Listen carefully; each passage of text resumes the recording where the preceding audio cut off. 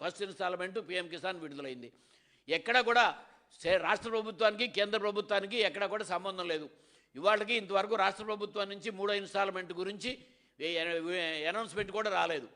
అంటే మీరు జగన్మోహన్ రెడ్డి గారు చెప్పినప్పుడేమో కేంద్ర పథకంతో కలిపెట్లా ఇస్తారు, మీరు రైతులకు అన్యాయం చేశారు, మీరు 13,500లో 7,500 ఇచ్చారు అని చెప్పి మీరు మాట్లాడారు. ఇప్పుడేమో ఆ పథకంతో సంబంధం లేకుండా 20,000 మేమే డైరెక్ట్గా ఇస్తామని చెప్పిన మీరు మరలా తిరిగి అదే పథకంతో ఏదైతే మీరు తప్పని మాట్లాడారో, ఏదైతే మీరు చెప్పలేదో ఆ చెప్పంది కూడా మళ్ళీ దాన్ని మిక్స్ చేస్తున్నామని చెప్తూ కూడా అక్కడ కూడా మీరు విడుదల చేస్తున్న నంబర్కి పీఎం కిసాన్ విడుదల చేస్తున్న నంబర్కి 5 లక్షల మంది చిల్లరి తేడా ఉందనేది ఇది క్లియర్గా తెలుస్తోంది. ఇదిగో ఇది అఫీషియల్ డేటా నేను చెప్తుంది, ఈ డేటాలోనే. సో ఇంత అన్యాయమా? కౌలు రైతులకు అసలు ₹1 ఇవ్వలేదు.